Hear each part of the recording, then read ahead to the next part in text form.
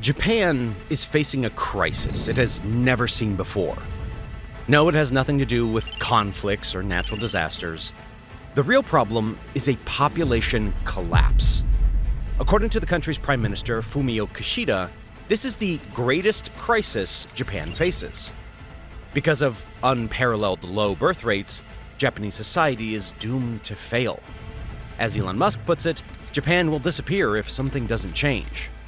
Both the government and the economy will simply stop functioning if current trends hold. Last year, the Japanese population naturally decreased with nearly 850,000 people. 2023 saw just 728,000 new Japanese babies, an all-time low for a population of 125 million people. The total population has been shrinking for 13 years straight. Right now, there are more than 2 deaths for every 1 newborn. This has to do with the birth rate of only 1.3 births per woman, which leads to a snowball effect as every new generation simply becomes smaller and smaller. In this video, we'll look at what's causing this problem in the first place and what the effect of it may be. Even when you don't live in Japan, it's worthwhile to understand what's happening. Other countries are following in Japan's footsteps. While the fertility rates are slightly better in most of America and Europe, they are still on a downward trajectory. And by the way, the collapse of a nation like Japan is not insignificant for the rest of the world. Right now, it's a military and economic powerhouse, but that could change due to its terrible demographics. Shibuya town in Tokyo is the young fashion center in the capital. It has the latest trends in Tokyo and it is visited by many young people. Many places in this town are famous among foreigners. But before we dive into this topic, please like the video and subscribe to the channel. Because of the way the algorithm works, this video won't get far without your help. If you enjoy these kind of videos, your support would mean a lot for the channel. Alright, without further ado, let's get into the basics. Before we dive into the root cause and the possible consequences of this crisis, we should first get the facts straight. There are actually 2 major demographic problems. On one hand, people are having fewer children, and on the other hand, people are getting older. This is creating a rather worrisome development, where the overall population declines but the elderly population only grows. Recently, the number of seniors aged 75 or older in Japan has crossed the 20 million mark for the first time. This senior group actually grew, with 713,000 people in a single year, while the overall population dropped with 837,000 people over the same period. The result is a rapid shift in demographics, as working-age individuals make up a smaller proportion and retirees share a larger portion of the population. This chart, showing the percentages of people aged 65 and older, reveals how bad it's gotten over the last decades. And in 2050, the elderly population is expected to make up 35.7% of the total population. The fact that there are less workers to support the more elderly people puts a heavy strain on society. We can measure this with the age of dependency ratio. In 2020, there were only 2.1 working age individuals per retiree on average. To put that in perspective, there were 7.4 workers per retiree back in 1980, 3.5 times more than now. And this trend shows no signs of stopping. By 2050, there will probably be only 1 working age individual for every retiree in Japan. This spells trouble for Japan's pensions and healthcare system, which we'll go over later. It will also lead to huge labor shortages, as retirees can't be replaced with new people. By 2040, the total labor shortage will be about 11 million workers. And by that point, the population decline starts to get really bad. Japan will continue to lose hundreds of thousands of people per year. Japan's National Institute of Population and Social Security Research has a lot of data on this. If current birth rates remain unchanged, Japan's population is expected to drop below 100 million by 2056. That's a decline of nearly 25 million people. And if the birth rates worsen, the population will fall to 100 million as early as 2050. Without taking into account immigration, the natural population growth rate will be around negative 9.5% by then. This will continue for the 50 years after 2050. At the start of the 22nd century, Japan will only be a shadow of what it used to be. The projected population decrease is 50%, down to 63 million. 40% of these people will be 65 or older. These projections are far from certain, but they show how bad it can really get. There's one mitigating factor though, and that's immigration. So let's look at who's coming to Japan. Here's a chart showing all of the foreign residents in Japan over the years.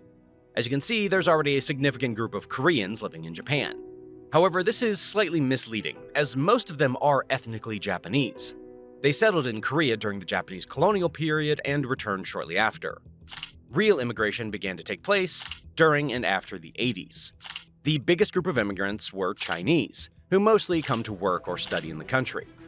Study programs for international students were more readily available by this time, and many Chinese businesses began to settle in Japan during China's economic boom in the 90s. But there were also more and more Filipinos, Brazilians, and Vietnamese coming to the country. By 2023, there were 3.2 million foreign residents in Japan, which is about 2.6% of the total population. This is below the world average of 3.5%, but it's a big increase from the incredibly low numbers just 50 years ago. This immigrant group will probably continue to grow into the future, as it will be a way to cope with the birth rate problems. Now that we understand some of the basic demographic developments, we can move on to the obvious question. Why have birth rates gotten so low in the first place? Let's start off by looking at the dramatic birth rate decline in the 1950s. Directly after the Second World War, birth rates were incredibly high, with 3.4 births per woman on average in 1950. Within just 10 years, though, it dropped to the replacement level of 2.1, where every generation remains roughly the same size. Believe it or not, the Japanese and American governments played an active role in this decline. It was feared that with Japan's limited natural resources and its war-torn economy, fast population growth could cause food shortages. The country doesn't have a lot of arable land, and a lot of damage was done during the war. On top of that, there was a shortage of housing and not enough jobs. And the American occupiers at the time didn't want to see a fast-growing population in Japan. They believed that it would cause social unrest and lead to growing sympathy for communist and militarist parties. Because of these risks, people in government were concerned about the fact that the population had increased by 11 million people from 1945 to 1950, with growth rates of above 3% annually. That's why the US-led Supreme Command of the Allied Powers, the temporary governing power in Japan, started to promote birth control through policies and programs. Japan's National Institute of Public Health also played a key role in spreading the word about birth control. The country was also one of the first to legalize induced abortion, with a record of 1.17 million abortions in 1955. The effects were immediate, as the birth rate dropped to the replacement level for about a decade. Even though we know that Japan would enter a demographic collapse later, this policy wasn't foolish at first. Due to a rapid increase in age expectancy, Japan's population skyrocketed in the decades after World War II. Having an even larger population boom might have had some destabilizing consequences. But from 1973 onwards, the real problems began. The decline in birth rates suddenly returned at an alarming pace, sinking far below the replacement level. This time, it didn't have to do with direct government policy. One of the biggest contributors to this decrease in birth rates is industrialization. In the 1950s and 1960s, Japan quickly industrialized, similar to Germany. The agrarian society quickly diminished as most people moved to the cities. Over the span of 35 years, the Tokyo metropolitan area went from 10 million to 30 million inhabitants. On farms, it used to be a huge advantage to have large families, but in the new urbanized and industrialized society, this really wasn't the case anymore. Initially, all seemed to be going well. The Japanese economy thrived as it became the second biggest in the world with an incredible trade surplus. It was kind of a predecessor to China as we know today. But the downsides of urbanization soon showed. It's way harder to have kids in a densely populated area. Because of a higher cost of living, a fast-paced and demanding lifestyle, and a lack of community, big cities have incredibly low birth rates. We can clearly see this in the statistics. The vast majority of the prefectures actually had healthier demographics than the nationwide average. But the population centers are the problem. Tokyo, with a population density of about 16,000 people per square mile, that's 6,100 people per square kilometer, only has a birth rate of 1.08. There are many other metropolitan areas with population densities in the thousands per square mile, like Osaka and Kanagawa. Unsurprisingly, their birth rates are also below the national average. This is a big problem in Japan in particular, because 92% of people live in the cities. Meanwhile, the country also has regions with population densities in the range of 250 to 500 people per square mile. It's about 100 to 200 people per square kilometer. This includes Kagoshima, Miyazaki, and Shimane. They top the list in terms of birth rates with about 1.6 births per woman. These rates are still below replacement level, but it's about the same as other Western nations have. But still, urbanization doesn't explain everything. Other nations have also urbanized, but the effects on birth rates have been less dramatic. The US, the UK, and France all have more than 80% of their populations living in cities, but their birth rates are slightly healthier. One of the explanations for this can be Japan's notorious culture of overworking. Now, don't get me wrong, Japan's work ethic is what got it out of its post-World War II crisis, and it created a lot of prosperity. But as with anything, too much is never good. Officially, the Japanese can only have 40-hour work weeks according to the country's labor law, similar to many other countries. But in reality, many companies expect their employees to work overtime. 25% of companies want their employees to work at least 80 hours of overtime a month, often unpaid. Many workers don't object to this, as it's seen as a sign of dedication and devotion to their job. And if you want to move up the corporate ladder, working overtime is pretty much the only way. This ambitious but also toxic culture has led to the tragic phenomena of karoshi, meaning death by overworking. Last year, there have been nearly 3,000 suicides related to overworking. Of course, this is not representative of every company and employee in Japan, but the high standards at work are definitely a reason why people don't have the time or energy for starting a family. When women began to gradually enter the Japanese workforce starting in the 1980s, this lack of time became even more of an issue. But you might ask why people don't just scale back on their job ambitions and create time for a family. 80 years ago, many Japanese were actually able to do this. Over time, though, living and starting a family has become too expensive. So working less is just not an option. According to one study, raising a child from birth to college graduation costs between 29 to 63 million yen in Tokyo. With real wages of around 4.5 million yen per year, having just one kid is hard to finance, let alone having 2 children. Over the last 30 years, this financial side of the problem has gotten pretty bad due to the economic slowdown in Japan. The past 3 decades have been called Japan's lost decades for a reason. There has been virtually no economic growth, as GDP per capita stalled. This is important for birth rates because it has caused the phenomenon of the lost generation. Gen X, people aged 44 to 59 in 2024, have had terrible chances in life, as the economic stagnation caused an employment ice age.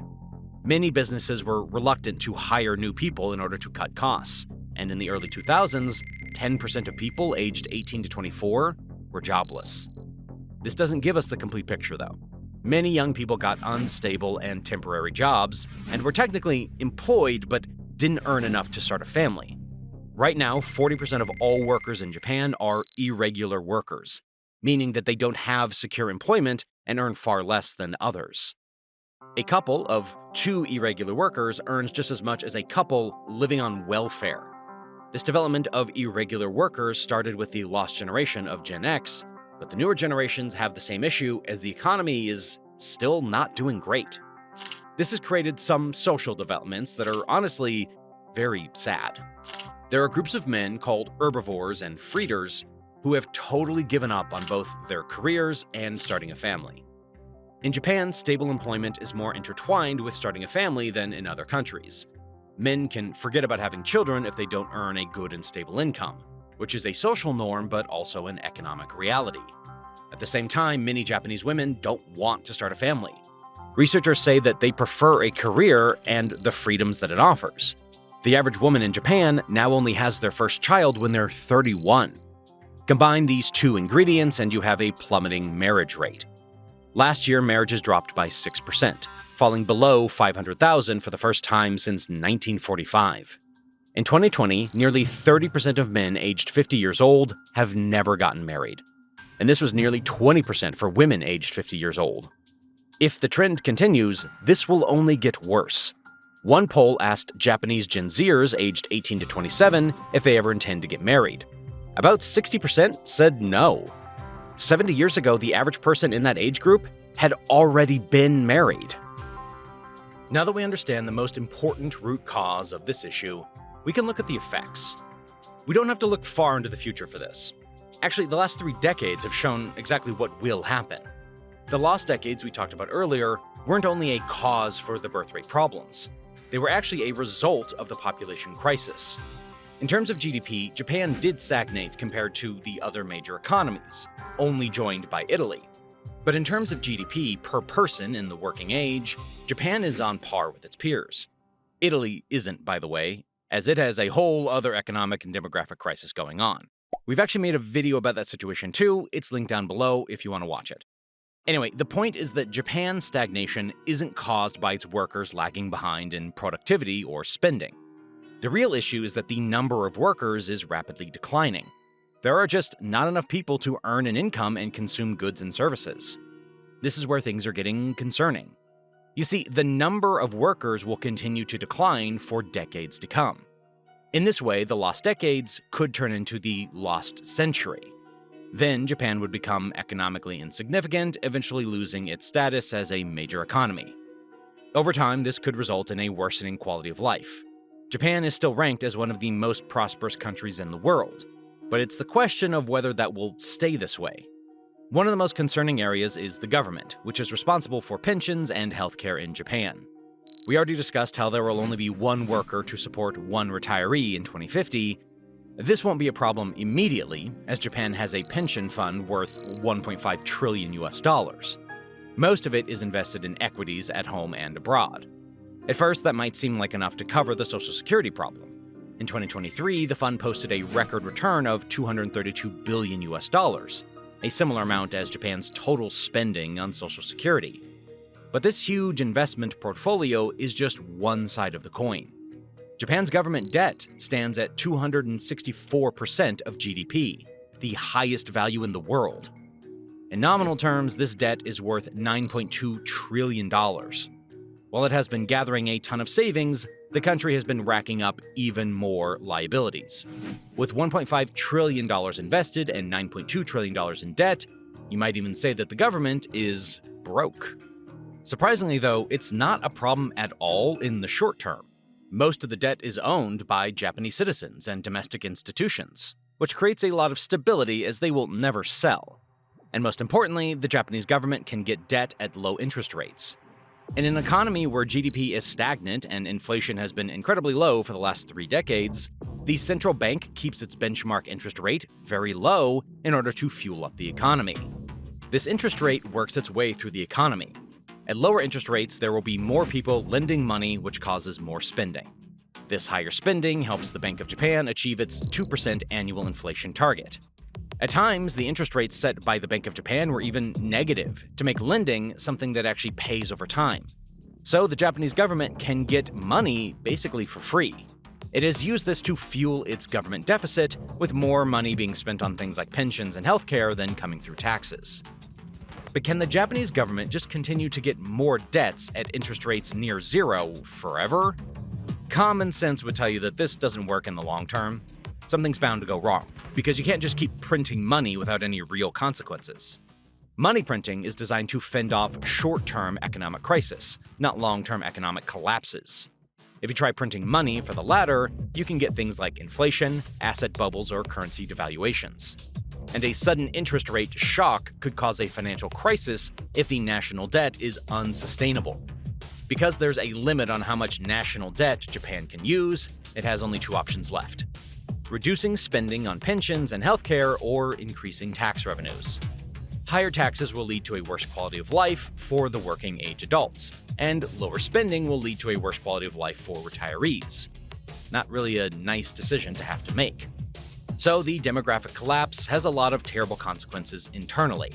But in the grand scope of things, the decline also has its effects on Japan's geopolitical position.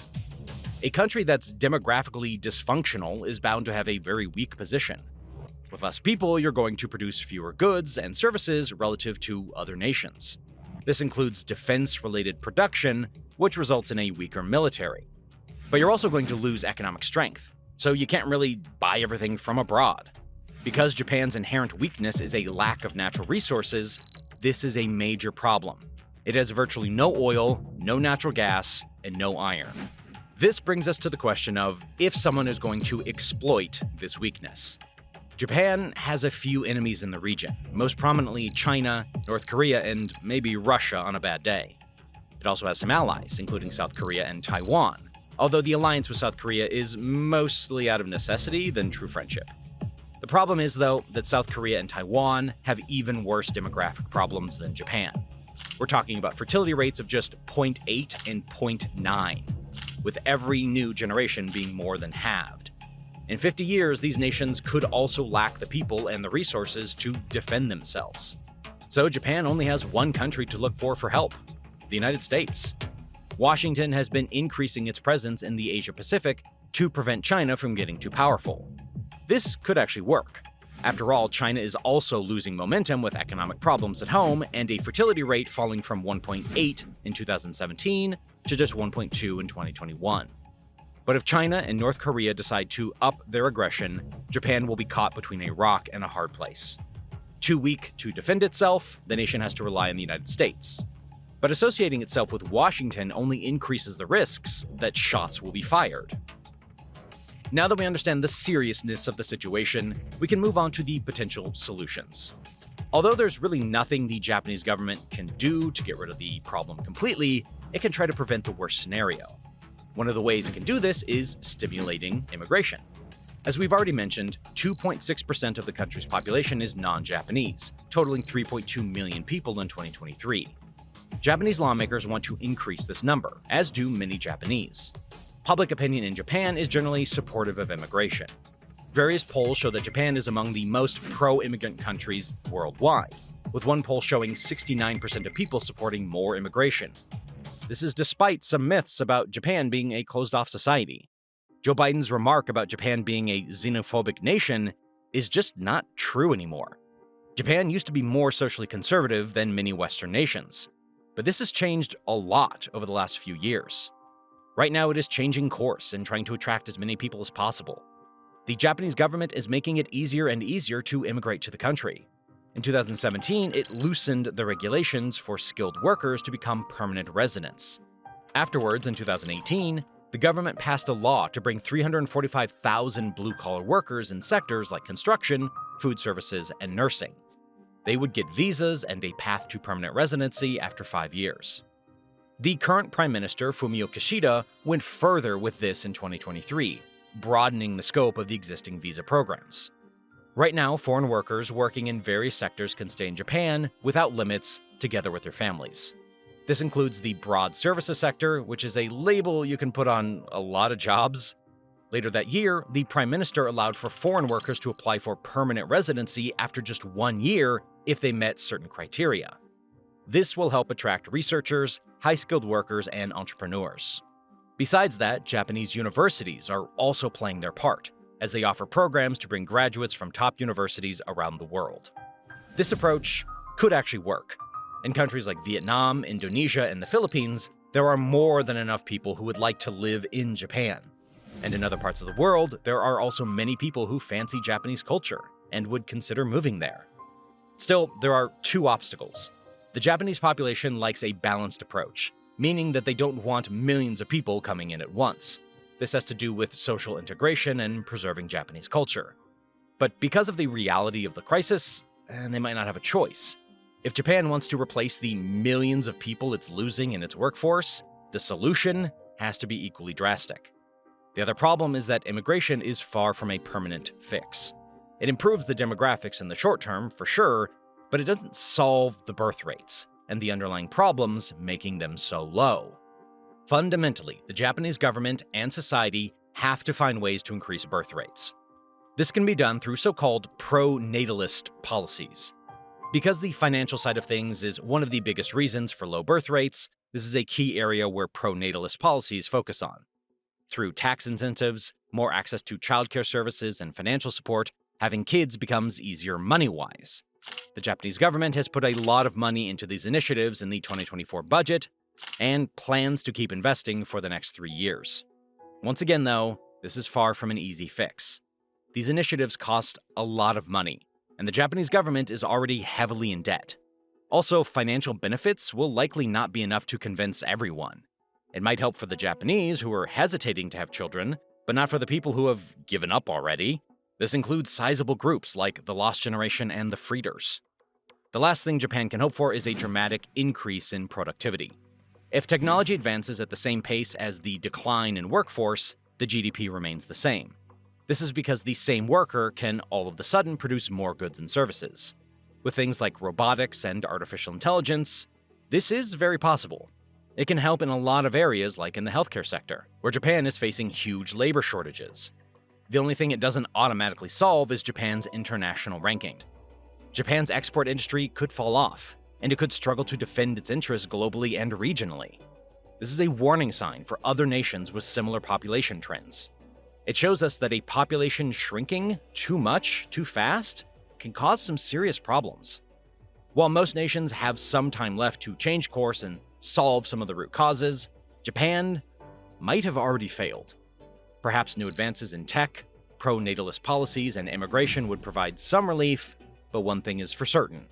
For Japan, an unparalleled future lies ahead. Now, before we get into that, I quickly wanted to answer a question I recently got asked. A lot of you guys want to start a YouTube channel, but you're camera shy or just not comfortable putting your face out there. In fact, I'm one of those people, and that's why this channel has no face on it. Luckily, you can still grow on YouTube even without showing your face or giving up your privacy. This channel's the living proof of that. In fact, here are just a few examples of channels that started in the last 12 months and grew an audience without showing their face. They've gotten millions of views and made thousands of dollars from them. We recently crossed 1 million subscribers, and along the way, we've learned a few tips and tricks about YouTube that can be very helpful to any of you who want to start your channel. We've included all this in my completely free 7-day YouTube Crash Bootcamp. So if you're someone who's interested in starting a YouTube channel, this is the perfect starting point for you. What better way to convince you than to read a comment left by a previous student? This free bootcamp's better than a paid course he took. So if you're interested in signing up, you can sign up now for free by clicking the link in the description or scanning the QR code on screen.